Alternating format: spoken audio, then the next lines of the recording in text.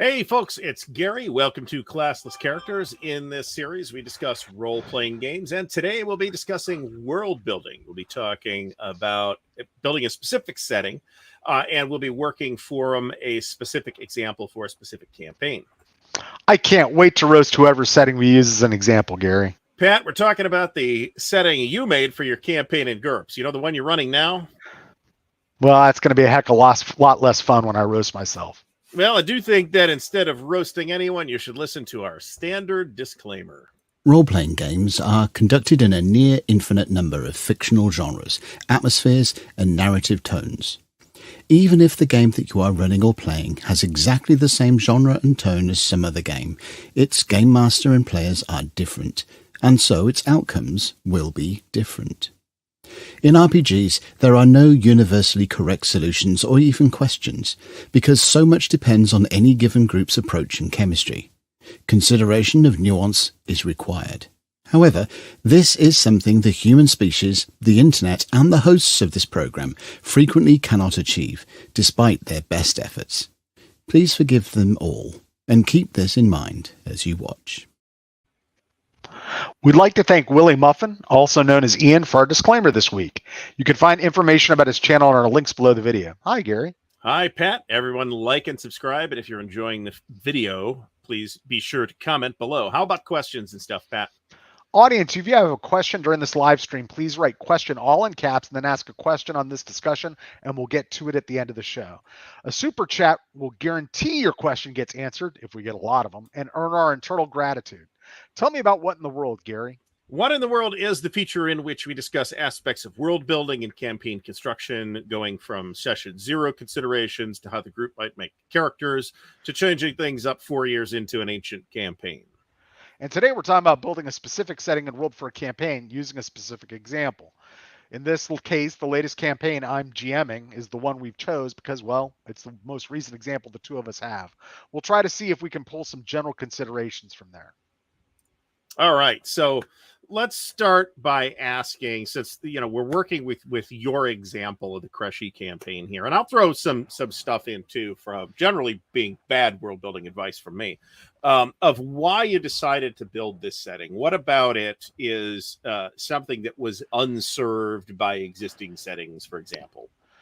I think primarily, I think it started off with me kind of having a conversation with myself. If that sounds, this is going to sound a lot like psychotherapy, folks. I was having a conversation with a friend, and we were just talking about various things, and he was like, "You just don't like the fantasy genre," and I'm like, I take umbrage to that, sir. I'm just very picky. And so I started thinking a lot about it, and I realized that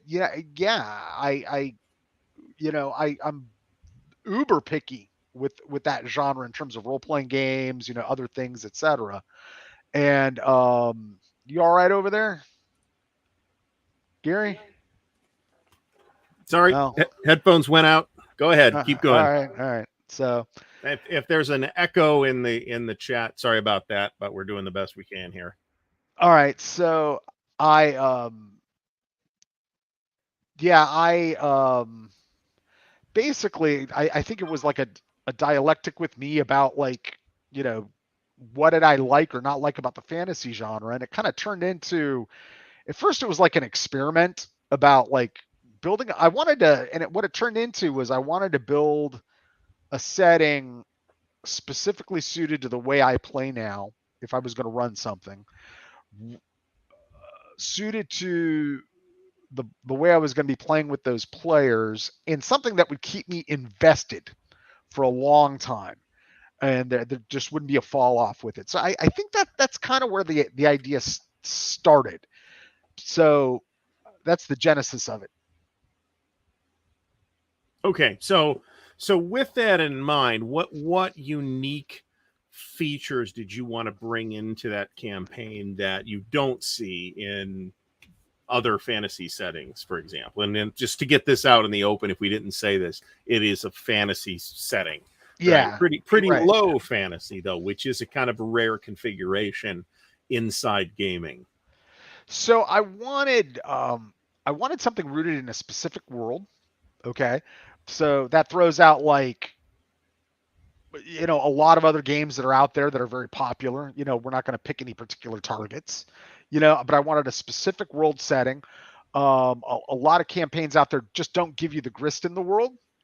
I also wanted something where I was tired of generic medievalness, shall we say, in games, and conversation for another day. But things like RuneQuest have never really done it for me. I don't like the very micro, broad, the specific world settings that they're using in RuneQuest. The like Harn never did it for me, and the Glorantha setting, like the Bronze Agey setting, it's interesting, but it just doesn't do it for me. So I started to exclude a lot of things for those reasons, and to get away from the medievally sort of setting, I kind of wanted to use the early modern era. Um, I so I wanted there to be, so I needed a game system where we could use guns, early firearms that, and that distinguishes enough about how they work, in a setting with other weapons. So that, that was a huge thing. And very early on, I also wanted there to be magic rooted in the cosmology.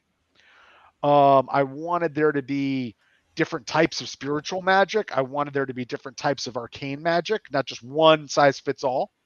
In terms of, tied to how cultures work, how, uh, religious practices, that sort of thing. And so early on, I kind of came to the conclusion that I was going to have to use GURPS, that an existing setting kind of wouldn't do it for me. I had all the time in the world to prep, so GURPS became my choice to do what we're discussing. In terms of how to play, I knew that I wanted something where we were running sessions bi-weekly, because I knew that's something that players could accommodate. I knew I wanted to make as much use of modern technology in the sense of using like a Discord server to enable play, resolution of other things in between sessions, stuff that didn't need a session to kind of take care of it. And I wanted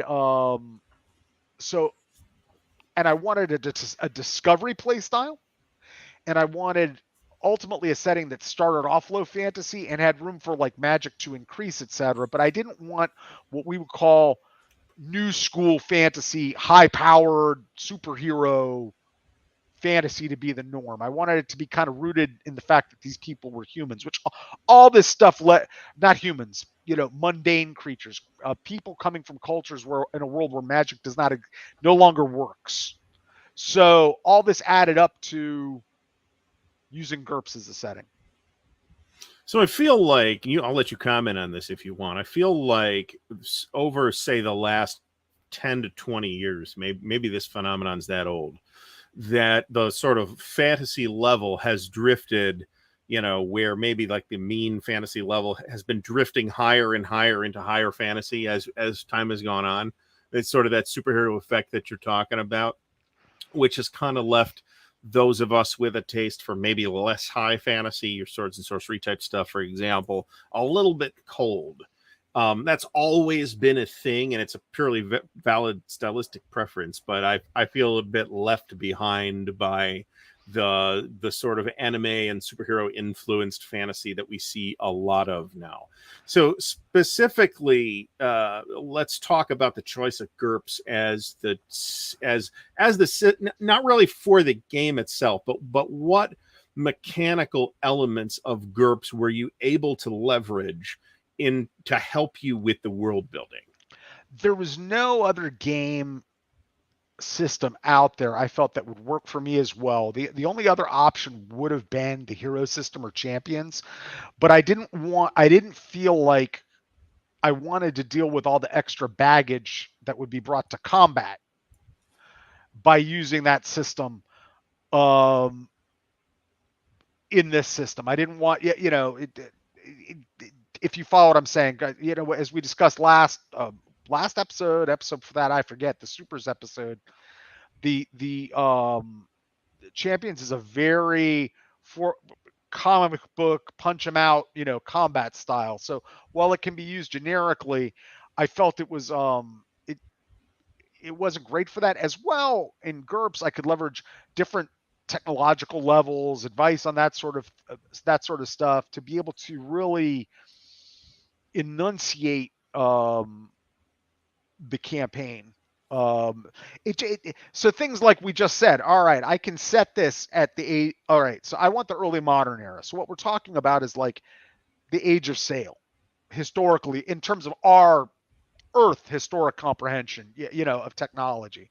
So in GURPS, I can really run that down, and say, all right, these are the other, this is what we're talking about in terms of different technological items. This is how they work in this universe. This is how they work in this game system, So in that sense, it let me really kind of line that out. I knew also in GURPS provides enough granularity to tease it out when, unlike the way other game systems might work, a gun isn't a gun isn't a gun. In the early modern era, we're talking about match locks and wheel locks. So in GURPS system, for instance, if you've got a wheel lock, it's generally going to take you 20 to 30 seconds to reload.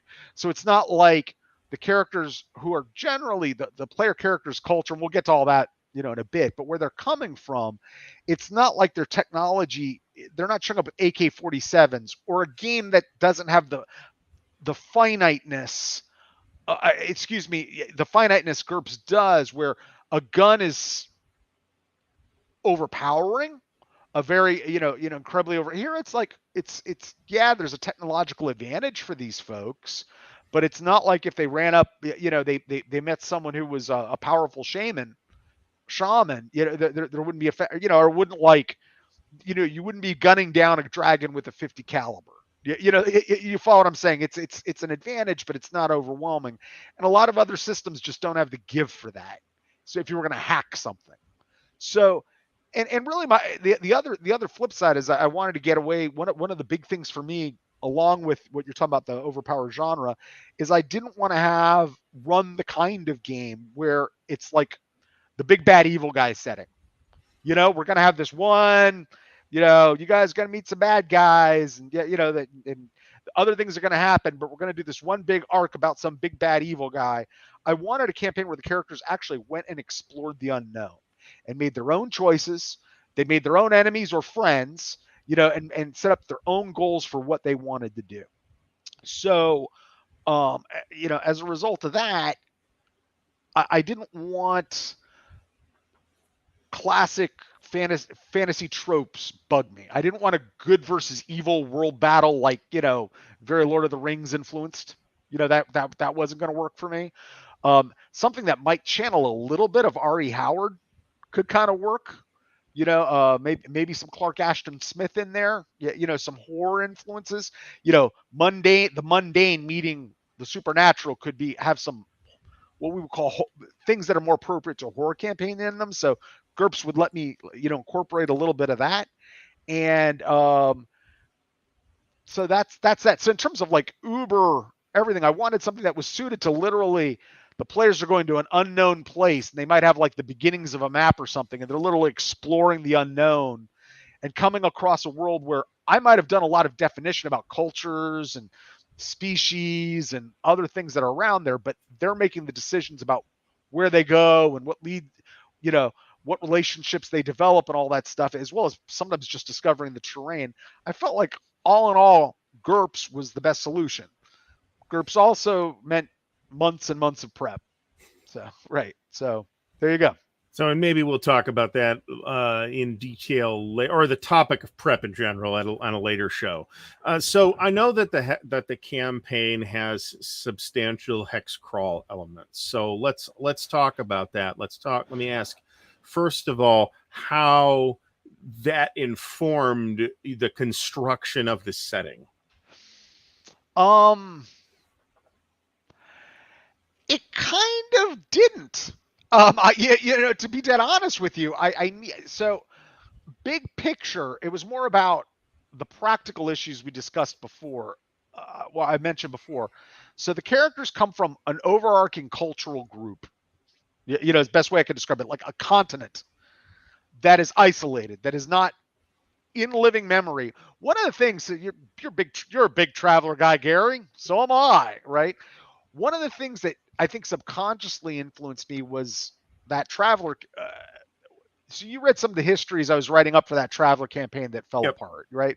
Mm-hmm. One of the things I think Traveler's lore really threw at me as somebody, a history guy, you're a history guy, an international relations guy and stuff, was this idea of like dark ages.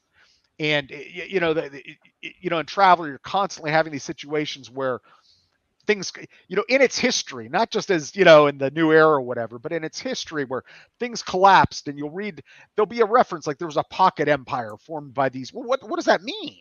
Yeah, that sort of thing. And the scope of Traveler's history, we're 5,000 years, beyond negative, what is it? Negative 400, when isn't it dated from when like the Soleimani met the The Volani? Soleimani calendar is, and I think 1105 in the Soleimani calendar corresponds, or 1105 in the imperial calendar corresponds to something like 5500 AD, something like that.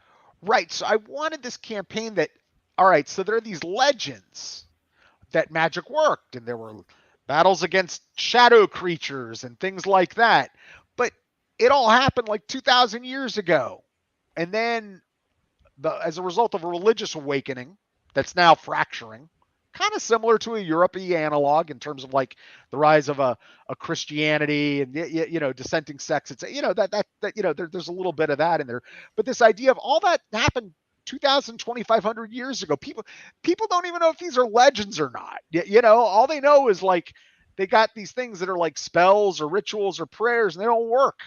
Or they work at, they've reinterpreted what work means, that kind of thing. So I built a culture where the world, so I took the literal world building approach, was a Traveler approach at first. I said, all right, this isn't Earth, okay? So this is a world with a 1.5 grav. Great. It doesn't matter for the people who live there. It might affect some things, give me some room to do other things in terms of like fiction creation, but it's a different world. It's got 3 moons, that sort of thing. And what I did was say the magic went away. These people live on a continent. The magic going away caused a dark age.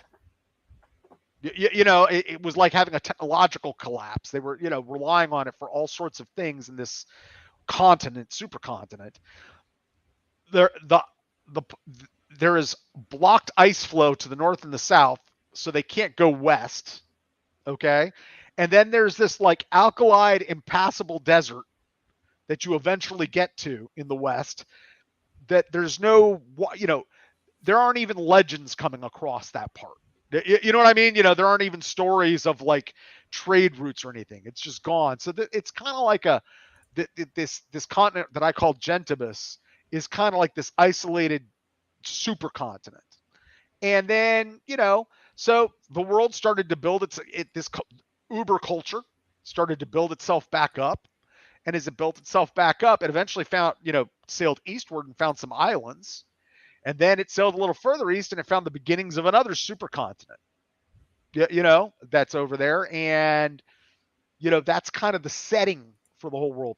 To get away from the tropes, I didn't want, I was tired of like both the bog standard interpretation and the subverted interpretations of, say, like elves or halflings or dwarfs or whatever. And frankly, this might tick a lot of people off, might make a lot of people happy. I'm tired of even using the terms race in a game. I was watching something about a science fiction universe and somebody talked about the alien races, and I'm like, they're species, damn it. So once again, taking like a sci-fi world building approach to the fantasy world, right? I said, all right, they're going to be a bunch of different species here and some subspecies. And at least for the last 2,000 years, most of them have had a shared religion. So there are, we don't have these like the dwarf kingdom and it's like a polyglot kind of, cultural stew that's developed up. And everything that has to do with like, so I created, for instance, a group called the Pumal, Okay. And it's a species, and there are two subspecies of the pumal called the vallis and the collis. I use Latin. Pumal means small, vallis is for valley, collis is for hills, right? And they're like kind of gnomey dwarves and kind of halflingy types, right? And they have a common, what we would call a common, ancestor that they evolved from, and they're there, and they have certain things like they don't have dark vision, they have like infravision, okay, because it's a biological adaptation. So in now in GURPS, to get all this world building and lore across, you've got to set up what we were talking about when we talked in the GURPS episode, a lot of subspecies templates and cultural templates, and how you're going to approach that stuff that help the players in a mechanical way grasp on to what's going on. You can't just sit down and fire hose them with all this world stuff and tell them to make a character. You've got to be very crafted with it. But anyway, big picture, that's a lot of it was pushing back against tropes. And I was thinking about the convo we were going to have this week, and my big thing was that it's like I kind of, best way I can describe it is I took a sci-fi world building approach to a fantasy setting. Sorry for that long answer. No. Okay, well, that's okay. So let me zero back in on the hex crawl thing in terms of what that necessitated for mapping purposes, because I know that you've spent quite a lot of time on mapping the place out, and I guess maybe in principle you don't need elaborate maps to do a hex crawl, but in practice and in tradition you do. So let's talk about that a little bit. So the campaign setting is at a stage where kind of like the coast of this Multaha is being engaged with, possibly even colonized by these by these groups and nations from the other side of the ocean. But other than that, the rest of the continent is kind of is undiscovered completely. All right, or, in terms of from a Gentaban perspective. Mm-hmm. So the idea here was I wanted to I didn't need to intensively map out this whole undiscovered continent. So that's one. Two, the place the players come from, I didn't map out. I made like a schematic map. Here's where these countries are. Here's where how they border each other.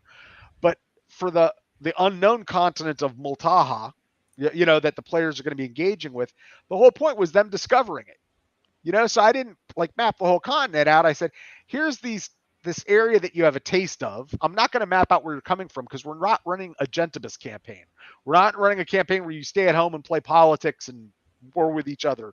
This is about, engaging with the unknown. And the general idea that magic was going to increase as they go the further east that they go. So in terms of mapping, don't get me wrong, I've made extensive maps, but it's all based on the player's choices. So early on in the campaign, I don't want to get too far beyond character creation, but early on I just made these general maps and I kind of knew the outline of what the continent looked like, and I just wrote down some general ideas of what the biodromes and the basic ecologies of the different areas of that big continent would look like, and figured when the players make their decision about when the campaign starts about where they want to go and what they want to investigate, because that was another big thing for me with the campaign is I wanted choice. I wanted the party to decide we are going to go to the south, and we're going to try to do a thing, or we're going to try to go to the north of the continent, do a thing, or we're going to try to go overland and do a thing. When the party made the choice, then I would provide map resources. And from a technological standpoint, I use Hexographer. And early on, I used Incarnate and Dungeon Fog a little bit. And I found Incarnate makes very pretty political maps. From a hex crawl perspective, from a operational perspective, horrible hex crawl maps. They're pretty. They're meant to make pretty, what do you call them? Papyrus parchmenty maps. Okay. And Dungeon Fog is great, once again, for making very pretty, very labor intensive maps for Roll20 or something that you're going to play D&D on. All right. But the only thing I use Dungeon Fog is for tactical maps. Literally at GURPS' scale, which is hex and a yard per hex, I'll draw dungeony maps there because you can get it done with that. But everything else, I just use Hexographer for the hex crawly stuff. Okay, so where did you decide then? I think you already talked a little bit about this, but to focus the campaign in order to accomplish all the things that you wanted to accomplish with the things that you've talked about in terms of highlights that you wanted to incorporate into this setting. And In what way? maybe Like what? we've covered that already. Yeah. Well, I let just me ask this question actually. sure. Yeah. So kind of built into the premise is this sort of cultural friction, right? Where Right. you've got characters from Gentibus coming, or characters from one continent going, to the other continent and poking around in a land that is developed but unknown to them. So how are you managing, I guess, both in terms of world building and in terms of day-to-day running of the campaign, how are you managing that friction? Um, I just leave the choices up to the players. Now, there are certain dilemmas that they've had. They so the campaign start was essentially they had received information, some backers, large gentlemen backers, large chartered company, a wealthy noble, a bank like the Medici Bank, essentially, had come into the possession of the discussion of a lost expedition that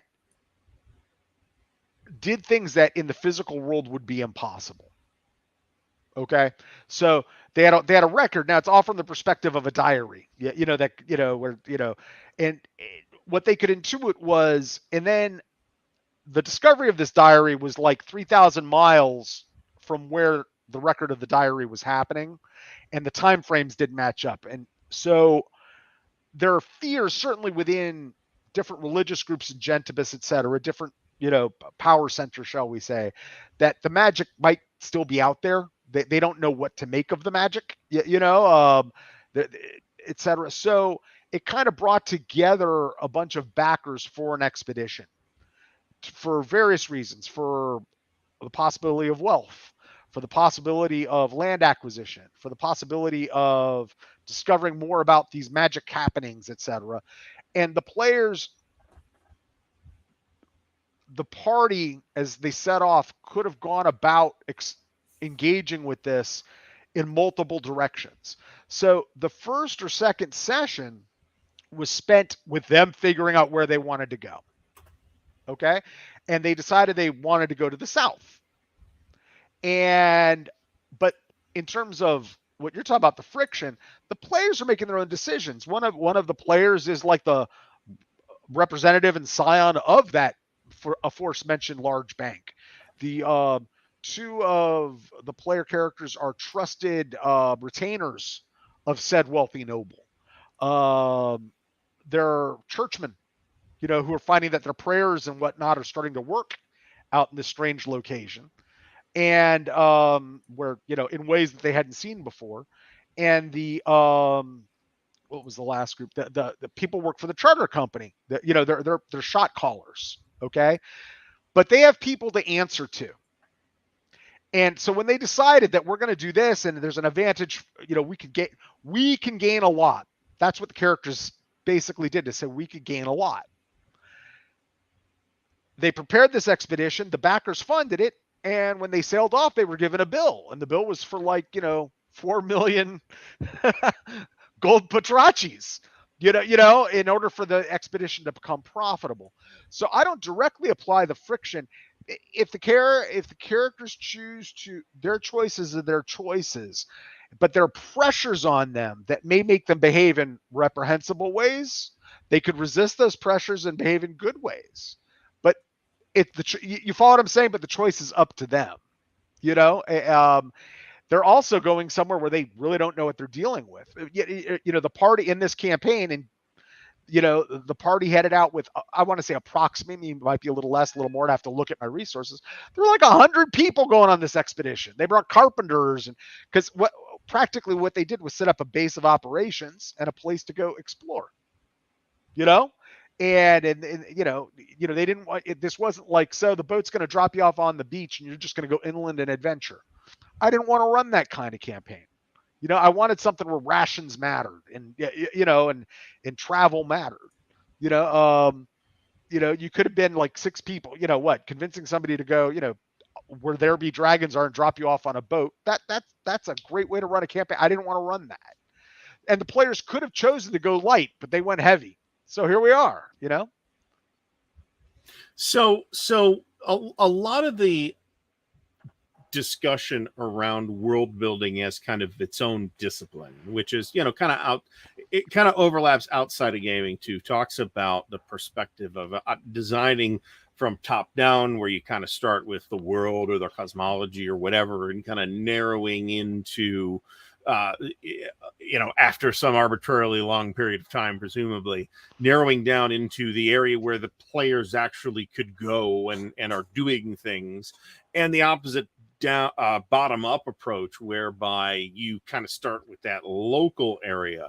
So are either of these terms applicable to the way that you designed this setting, or because I kind of have the feeling you kind of split the difference a little bit insofar as those ideas are even valid at all?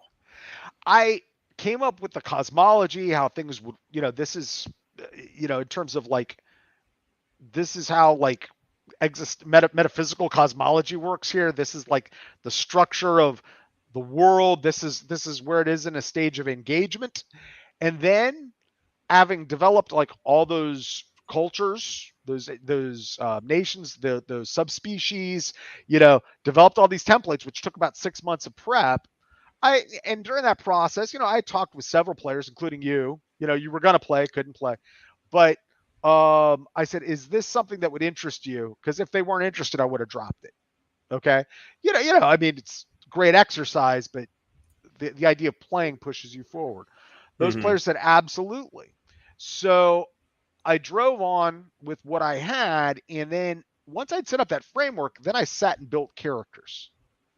And when I built characters, it was the characters, every one of these factions, except for like like some religious organizations, every one of these factions was built by the characters making their characters.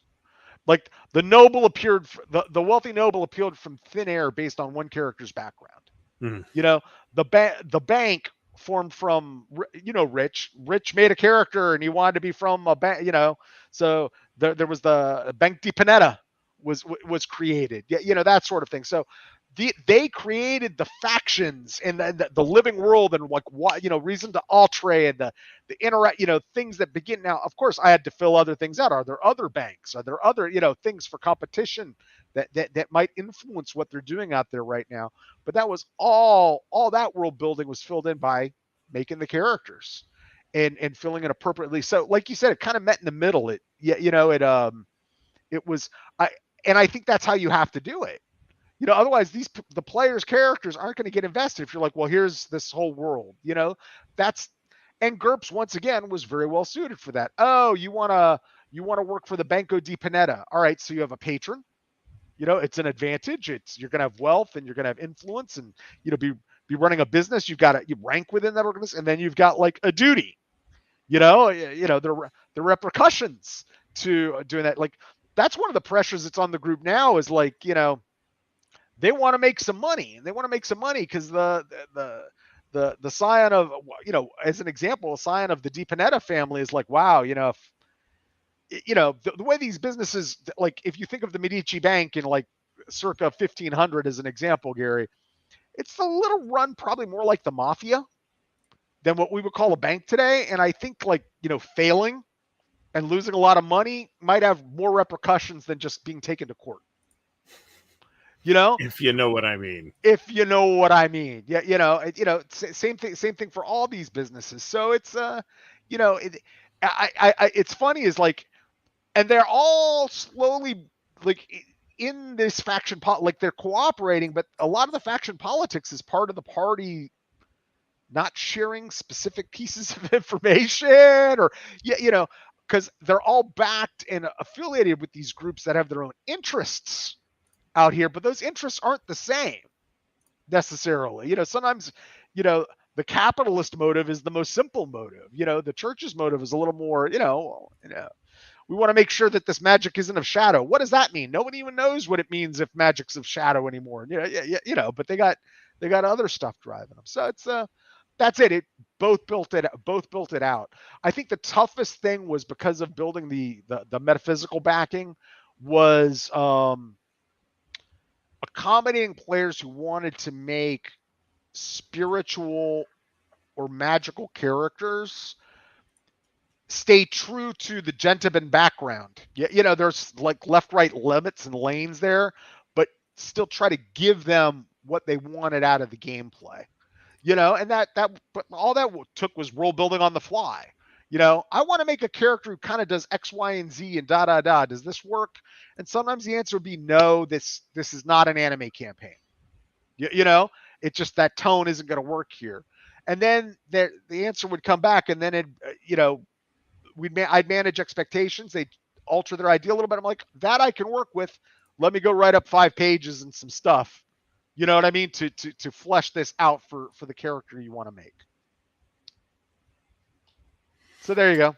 Okay, so let's talk then about you kind of described sort of a player-driven sort of player. I don't want to say investment necessarily, but the players had a little more hand than I think is necessarily conventional for a lot of RPG games that rely on a canned setting, right? Even if it's just an implied setting, like the prototypical sort of built-in implied setting of D&D, for example. If that shall not be named, yes. Yeah, well, right, and we'll talk about alternatives to that next week. But but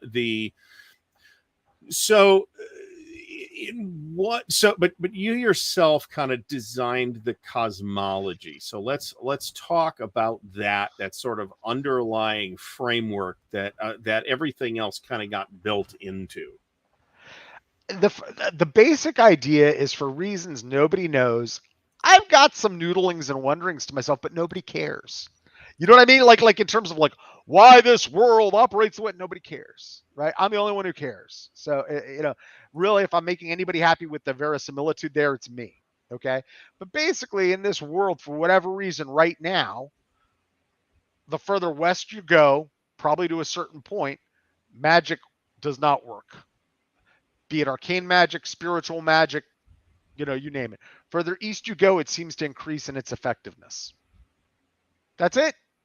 Is it due to longitudinal shift? Is it due to lava flows underground? Is it due to unseen ley line rifts? Who knows? But that's, in terms of cosmology, that's the basics of it. The culture the characters come from, they were using this spiritual magic that ancient records speak existed. There were miracles and things they could do with this magic that they thought was of the light, quote unquote, and opposed shadow beasts and shadow creatures, things that were described remember, in documents 2,000 years old as things like, creepy crawly, goblin-y sort of creatures or whatever. But who the heck knows? As you well know, you and I could find some records right now from the 600s, and they'll talk about goblins, right? Do we think goblins exist? Not me. So a lot of it was like playing with that. But in terms of basic dynamics of the campaign, there was that. So I said, look, if you're talking about magic from the culture, you can. So what I kind of did was say that suited this particular campaign, and where I knew I wanted to go was say, you people are coming from Gentibus. So I can easily define, if you're going to make a spiritual magic user, these are the religions, et cetera, that exist in this overarching cultural group. You follow what I'm saying? There's no other options for you here. If you want to do arcane magic, and GURPS lets you do this, it's like, okay, you can learn in GURPSese Magery to 0, and you might have some hidden lore skills, but magic doesn't work. So how are you going to become a great mage if you're just like a Aleister Crowley doing stuff, great. So you sacrifice something in a bowl, great. Yeah, these principles, and that's it. And then I kind of left it there. And from a practical standpoint, for the spiritual magic using characters, they were like, okay, if I'm in a place where magic works, so the sanctity level in the campaign is what it gets high enough, these are the things in front of me that I will be able to do. But I know right now, what I don't know is when will I be able to do them. I also don't know, now that these things work and I can kind of step stair my way up, what other prayers, what other miracles from these books can I learn? Okay. For the arcane magic using characters, what I basically did was say, look, an option for all characters, by the way, is everyone had to make 2 characters. One was going to be called an experienced character. So in GURPS, it was like the baseline for the campaign was 150 points. An experienced character could have an extra 15 points in skills. And the inexperienced characters had a reserve of an extra 25 that I would give them later if their abilities were awakened. Okay. But they would have to pay me back half that in experience once they got it.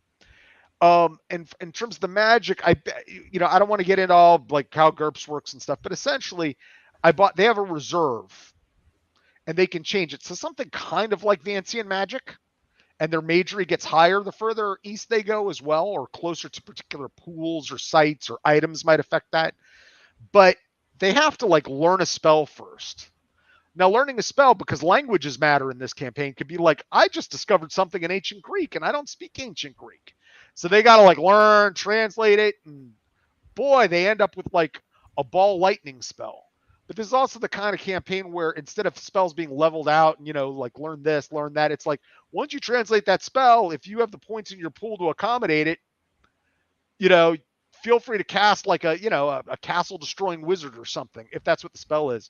We hope that the fatigue loss from the casting won't kill you, but which gave me the effect for the arcane magic tradition that the player characters came from that I wanted, which is a little more Howard and a lot and true Vance. You know what I mean? And less like, oh, I got a first level spell, a second level spell. Yeah, that kind of thing. More of a magic might be a little rare, but when I learn how to use it and do it, it can be devastating and deadly to me as well as possibly deadly to you. That kind of thing.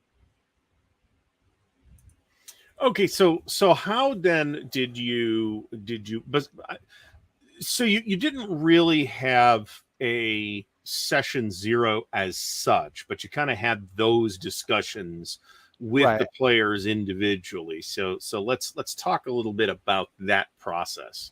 So we did indeed actually have a session 0, but that was all about like, what are people comfortable with? What are people not comfortable with? Okay. Those kind of issues. But yeah, it's part of my idea that the whole classic example of the session 0 might work for some groups and might in games, it might not work for others. So the bottom line was, this is what I was going to be running if I was going to be running something, So I kind of had the framework for everything, and I said, look, what we can do, this is kind of a framework, and then as you guys make characters, we can kind of flesh out the world a little bit, and feel free to do that. But, I want to play, I feel like running, my part of the social contract is I will do a lot of prep and I'll run this thing as long as we got players for it. The flip side is like, this is kind of what I feel like running right now will keep me invested in running it. Does that work for you? The other aspect of the social contract was yes, and it's simple as that. So how did you, so I'm aware that you put a tremendous amount of legwork and prep into this with the maps and the cultural write-ups and the language work and all that other stuff, right? So to what extent did you have player buy-in prior to that? If you did, and to what extent was that important? I mean, so a lot of like the cultural details, like such and such a bank or such and such a noble family, I know it came directly out of player of conversations with players? So I basically put together the whole, these are the nations of, so on that continent of Gentibus, these are the nations of what they call Gentibus proper. There are some boreal kingdoms, Frigor, an elf type, my elf kingdoms to the south, but there's some of those people who that the boreal live in Gentibus proper. There's some people to the north. So all these basic framework things, how I'm going to approach things, I developed. Then I sat down and said, engage with this. If you want to go outside the box, let me know. We can kind of flesh out the world a little bit more. By doing so, and have at it. So the process was kind of slow. It was like I went to you and you said, I have this kind of character idea, or it might be like, I'm not sure. What do you suggest? And then I might, I gave you a genesis of it and you came up with a character idea, like a 3-paragraph description. Right. And then it's it was a matter of like, all right, well, within this world, how do we enunciate this character? So all these characters, what was great about them is they were made as characters, not about like, I want somebody who can be a dual wielder, kicking person with pistols. You know what I'm saying? It wasn't about a combat build. It wasn't about like a power build. It was like, I want to make this person. Now the player still might say, I want to use magic to me. And I'd say, well, to use magic as quickly as possible in this campaign, my suggestion is that you make a spiritual character or you make a scholar. Because these are going to give you the skills to latch on to that the further east you get in the campaign. I wouldn't make a warrior. It's not going to let you're not going to have it. So, so the idea was had, discussion. The other thing is I sat down with every player and made the character. And for the type of campaign, I knew that this was going to turn into the travel and the base, kind of not truly a West Marches, but kind of West Marchy in its aspect of things. I knew early on, I said, everyone's going to have to make 2-player characters. Back to our last episode about time and travel, because I knew like, all right, if a group is exploring, they're going to run the clock. It could be a week, could pass with what they do. It could be, it could be 3 days. But when they're done, then I'll have to return to what's happening in the settlement, and I might deal with it in a downtime sort of way. But then we've got to advance the clock 7 days with these people, catch them up.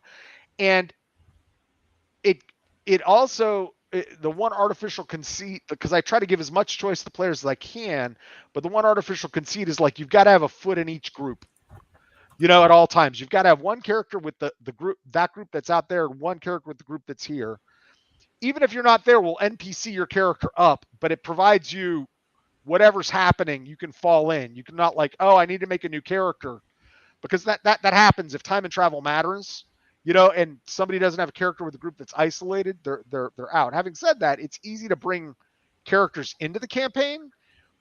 Because like I said, they brought an expedition. So it's really easy to say, you thought this guy was a sailor, like a spear carrier in the, in the film. But what you didn't know is he was a defrocked priest, who's got this interesting background and ran away to the sea for whatever reason. So there's room for people to make gentleman characters. And I also knew that as time went on and Multaha got engaged with, people might want to make characters from those cultures as well. But that's for a later date, Okay, so let's talk. I think this will be my last question, and then we'll move to questions. So, folks, if you have questions, just put question in the comment. We've only got one right now, so we'll go another couple of minutes.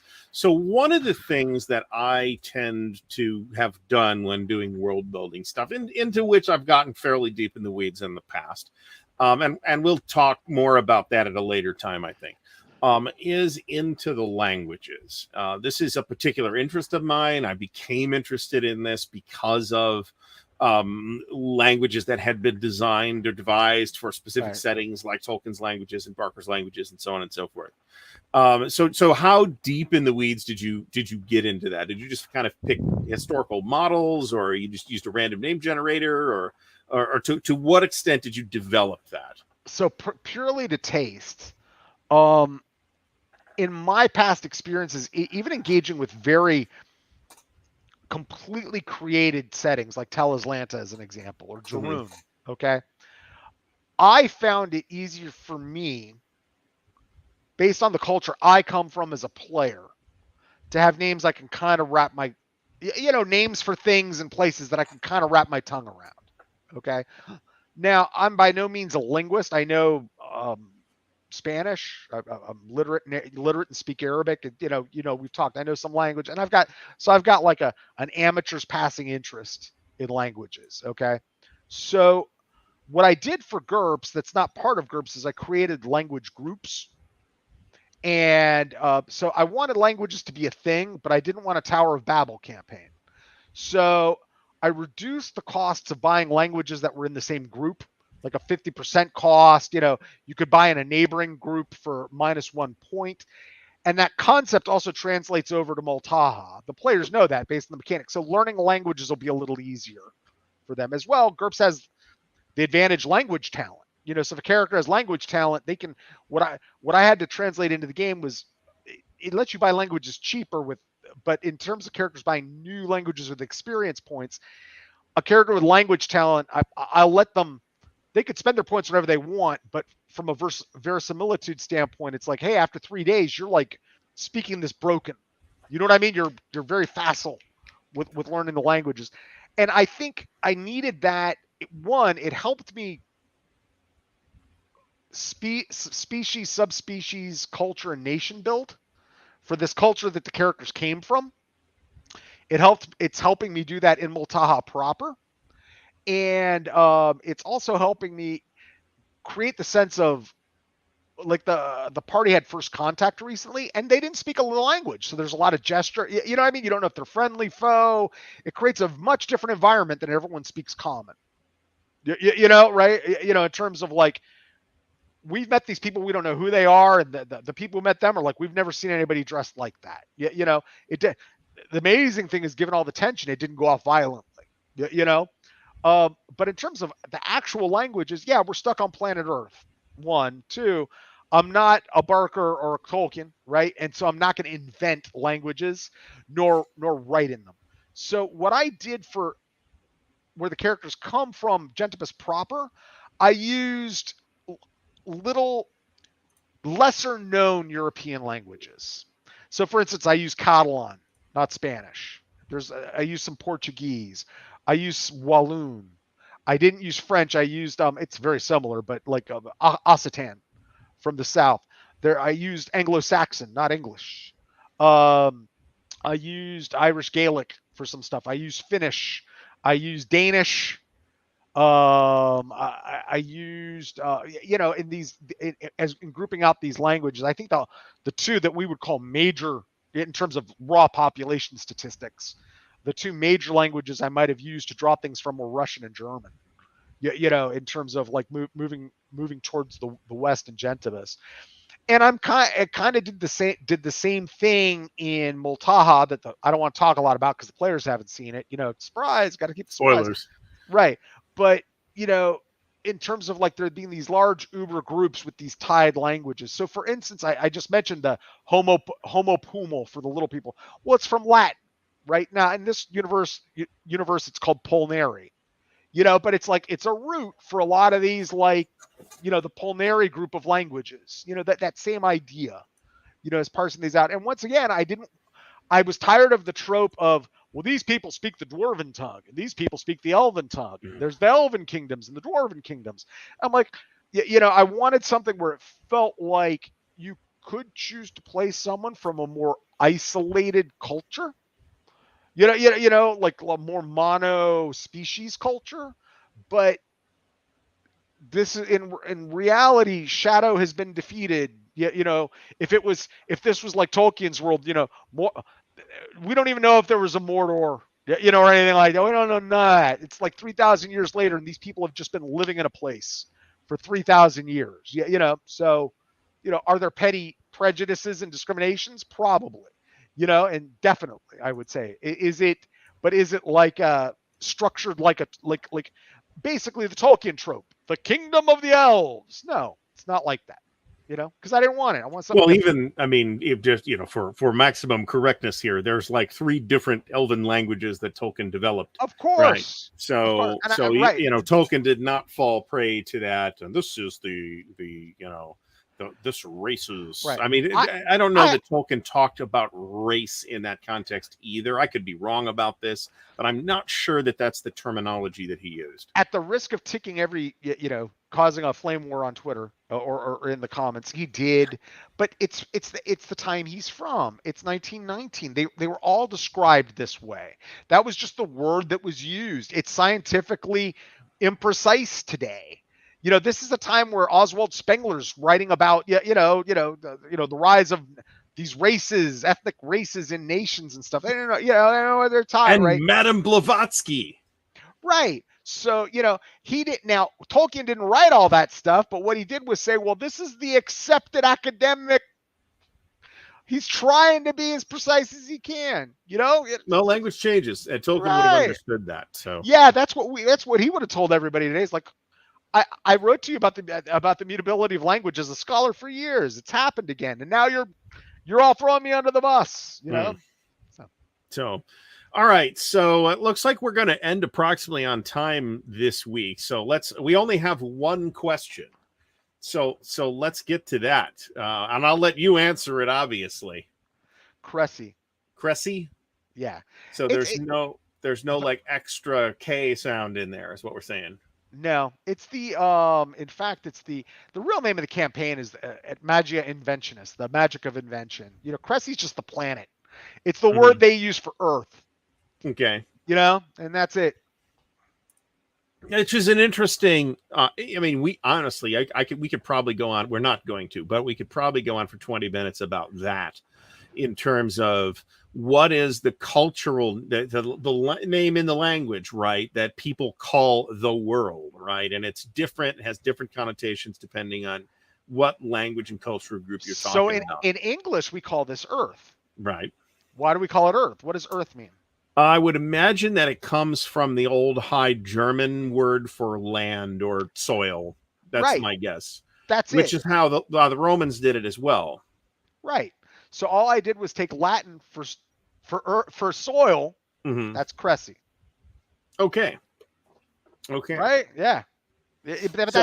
So I did a lot of that with the languages. Like, all right, so let's get down to the basic of this. If this is a basic thing, if this is a basic language, what's I know that we use Earth. It's a very but that idea multiplied 100 times. Okay. So one of the interesting things we see if we look at so to every culture, they are the center of the world, right? So you got, the Norse who called the world Midgard, and because it's the middle land, right? It is the literal Middle Earth if you translate it directly. And to the Chinese, China was the middle kingdom because it was at the center of everything. For centuries, we drew world maps with Jerusalem at the center, for example. So so you're getting at the heart of it. Why did I call gentibus gentibus? It's Latin for nations. Okay. Right? Very, very basic concept, right? This continent is called after the nations. It is very basic idea. Multaha, now that gets interesting. That has a different name, but that's because of cultural misunderstandings about meeting the people that speak a completely different language when you meet them. If you know what I'm saying? So if you want to get all, go down that road, right? It's kind of a chauvinistic gentibus term to call that continent Multaha, but that's what they think. That's what these people told them it was called. They think they're doing the right thing. So it's I played a lot of games with that, but yeah, gentibus was a big thing with that. and there's an idea for when these people learn spells later. They're just on the verge. They think they're not, but they're just on the verge. The language is going to become a big, like I said, translating the language, the key to unraveling these language. And in GURPS, it's not so much about making up the unique words, which I do a lot of anyway, but it's a lot of just that idea of you can buy the skill to a point. One of the things, by the way, as a side note before we end this, is I gave every character an extra 5 points for languages, just so we didn't have a party of babble. Like give yourself a lingua franca, a common language that you guys all speak, so that we all know that you're talking to each other. Yeah. So I can't ignore a question that sucks up quite this boldly, so I'll let you answer it, but I will just say that I do appreciate the sucking up.